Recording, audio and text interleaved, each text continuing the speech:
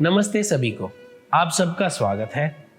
आज हम एक्सप्लोर करेंगे अलग अलग जॉइनरी तकनीक जो रेलवुड के लिए उपयुक्त है और कैसे एक प्रोफेशनल फिनिश हासिल की जा सकती है। चलिए रेलवुड के जॉइनिंग और फैब्रिकेशन यानी निर्माण की दुनिया में चलते हैं। सबसे पहले हम चर्चा करते हैं अलग अलग जॉइनरी तकनीकों की जो रेलवुड के लिए उपयुक्त है। सामान्य विधि में है बट जॉइंट्स, माइटर जॉइंट्स और टंग एंड ग्रूव जॉइंट्स जिनका उपयोग होता है। हर एक का अपना अपना फायदा है जो प्रोजेक्ट की ज़रूरतों पर निर्भर है। चलिए देखते हैं कैसे रेलवुड के टुकड़ों के बीच मजबूत और टिकाऊ जोड़ बनाए जा सकते हैं।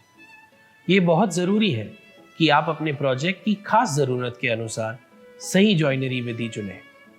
जैसे बट जॉइंट्स सामान्य फ्रेम्स के लिए साधारण और प्रभावी होते हैं, जबकि माइटर जॉइंट्स कॉर्नर्स के लिए एक बिल्कुल स्मूथ और सुंदर लुक देते हैं। रेलवुड के लिए कई प्रकार के फिनिशेस उपयोगी होते हैं।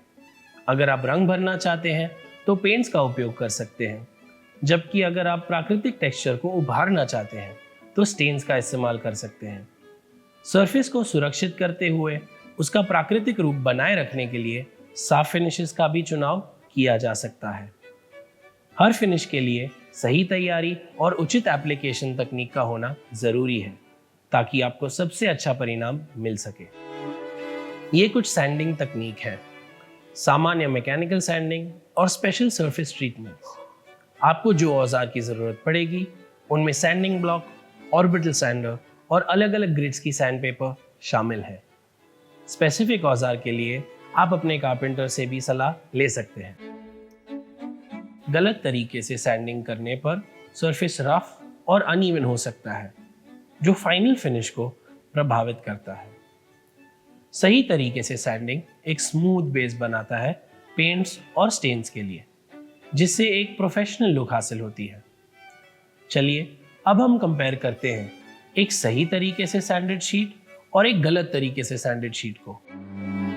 रेलवुड के लिए एक तरफ से सैंडेड और दो तरफ से सैंडेड शीट्स दोनों के अपने अलग अलग प्रयोग होते हैं।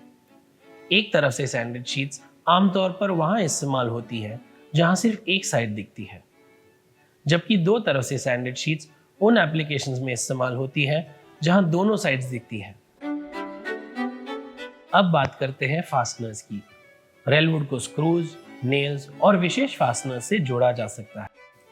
हर प्रकार का अपना अपना अलग प्रयोग होता है जो प्रोजेक्ट की रिक्वायरमेंट्स पर निर्भर करता है। जॉइंट चूज करते वक्त जरूरी है कि आप स्ट्रेंथ और एस्थेटिक दोनों को ध्यान में रखें। जैसे बट जॉइंट्स आसानी और तेजी से बन जाते हैं, वहीं माइटर जॉइंट्स एक क्लीन और सुंदर लुक देते हैं। हमेशा जॉइंट का चयन अपने प्रोजेक्ट की जरूरत और डिजाइन के हिसाब से करें ताकि मजबूती और सुंदरता दोनों का बैलेंस बना रहे। धन्यवाद देखने के लिए। आशा करता हूं ये सेशन आपको रेलवुड को इफेक्टिवली जॉइन और फैब्रिकेट करने में मदद करेगा। और टिप्स और जानकारी के लिए बने रहिएगा। फिर मिलेंगे अगले सेशन में।